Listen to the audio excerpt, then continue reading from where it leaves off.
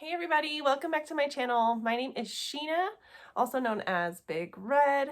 I am a part-time reseller. So basically I sell clothes online. I find them at places like thrift stores, yard sales, pretty much anywhere I can get them cheap, and then resell them on apps like Poshmark, eBay, and Mercari. So today I'm doing a video that is could be helpful for people that are not resellers as well, but I want to go through sort of like a thrifting checklist, basically the things that you should be checking for before you go check out. So obviously we can find some really great items at the thrift stores, but there are tons and tons of items that were donated for a reason. Either they're broken, they're too worn out, there's a stain, they have a hole.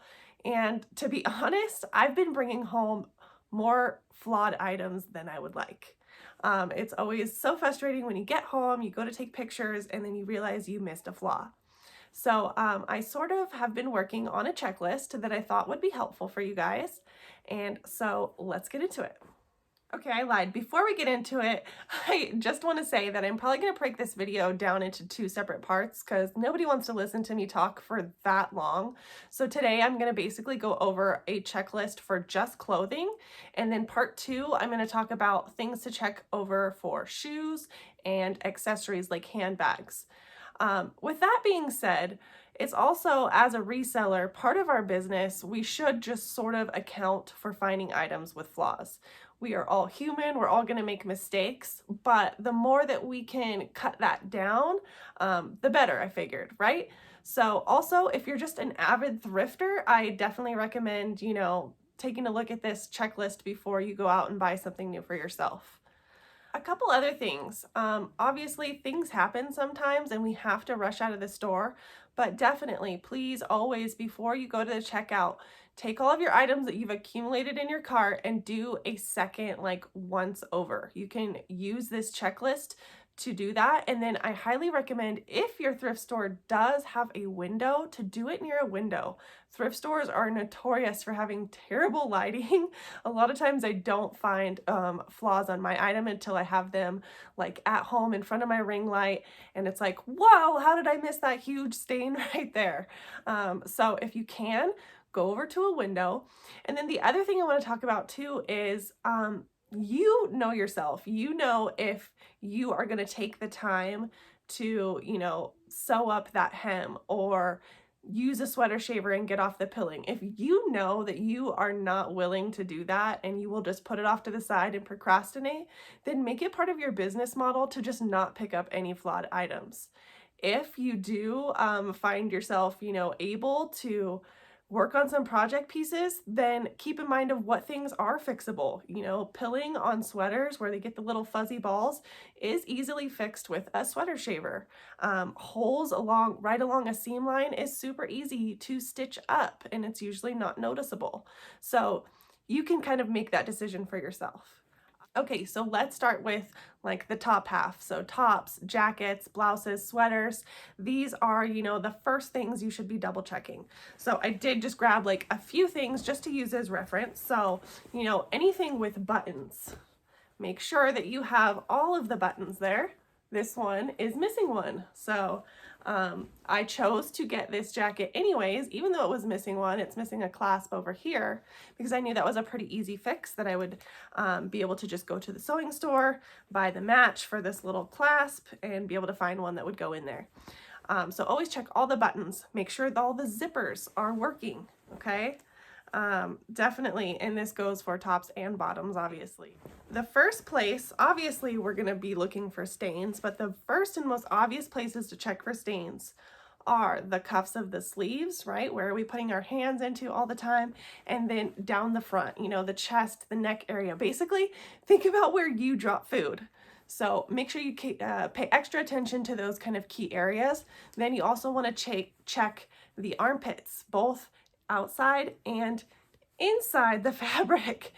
Some people go really heavy on the deodorant, and deodorant can be hard to remove, especially on more delicate fabrics like silk. So definitely make sure you're taking a look at those pits. Also, don't forget that if an item is missing a button, sometimes on the inside tag, like right here on this jacket, I found an extra button on this tag, the way it's attached. So if you are missing a button, make sure that you check inside the lining. Sometimes the extra button is still there, which is awesome. Okay, another thing for particularly jackets or dresses is pay attention to if it maybe had a hood or not. So some jackets are way less valuable if the hood is missing. I'm thinking about like, you know, more winter jackets like North Face or Patagonia jackets that have the detachable hood. If it's missing, it could still be worth it, but it is going to affect the resale value. And then another thing that's particularly more common on either like longer trench coats or dresses is pay attention to if there are belt loops. That could mean that there is a missing belt or like a wrap type belt on a trench coat that could also affect the resale value. I know that some people won't want to buy it if it's missing something that was originally there. Okay, now let's talk about bottoms. So the same rule applies. Obviously, we want to make sure the buttons are there, that the zipper, if there is one, is correctly working. And then again, as far as with staining, think about where you drop food. When you're sitting down, you're usually dropping stuff like on the thigh area. So I usually see, you know, the most stains that are like grease stains are on the thighs, also knee stains from being on the ground. The next thing that you want to look at is in this butt region, especially on jeans that have like the stretch in them, they will start to get really worn. And this pair actually does have quite a bit of wear here, particularly in plus sizes. So see how the fabric is kind of starting to lose its shape. There may be pilling or thinning. You're not going to want to pick anything up that's basically about to rip. Always check all of the belt loops. I know for me, this happens a lot. I'm pulling up my pants by the belt loop, and then there can be tears along each one of these belt loops. So make sure you're double checking each one of those. Also at the pocket seams, this is basically all of the places where the fabric gets a little bit more tension. Okay, so all of those places are places that you're gonna wanna check before you decide you want to take some pants home. Okay, we're gonna go there. Another place that you should always check, especially on bottoms, pants, jeans, swimsuits, really anything, is the crotch. Okay, we don't want to find anything gross there. You know, stains that would be completely unappealing as a buyer. Even if the item was clean, a stain there is just a no-go. Okay, and I keep saying okay, sorry. Okay, these are obviously shorts, but when we're talking about pants, you always want to check the bottom hem to see if they have been hemmed, particularly if you're holding up a pair of pants and the inseam just doesn't look very long. Pants can still be sold if they are hemmed, but if it's at a particularly really short length or something, that can really affect the resale value. So you just want to take a look at the hem job. Maybe if it's professionally done, it will be totally fine. But if it's a hack job that somebody tried to do it themselves, you may want to pass on something that's been hemmed. One more thing to check, particularly on bottoms, is anything with an elastic or elastic waistband. You want to give it a tug. And if you hear that sound, that's not a good sign. That means that the elastic is basically worn out or dried out, and it will basically never have as much give as it's supposed to. It just sounds kind of gross when you're putting it on. So definitely make sure you're checking the elastic.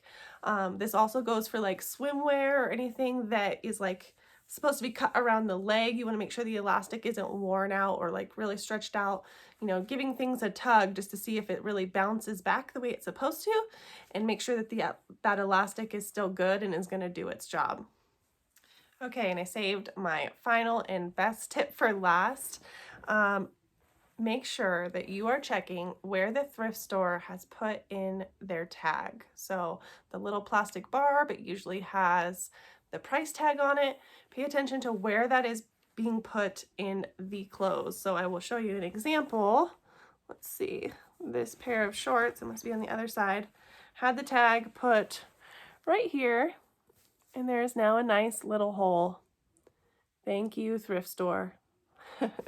So some stores are really good about making sure they put it, you know, in a tough seam or on a tag. Some are not. And with some fabrics, it really doesn't matter. Jeans usually are fine. The fabric just sort of separates and then goes back together when you take it out. But for really delicate fabrics like silk and blouses, if it's put in the wrong spot, it can make a really sizable hole. And I know I have definitely brought home way too many items with little tiny holes, and then I end up keeping them all.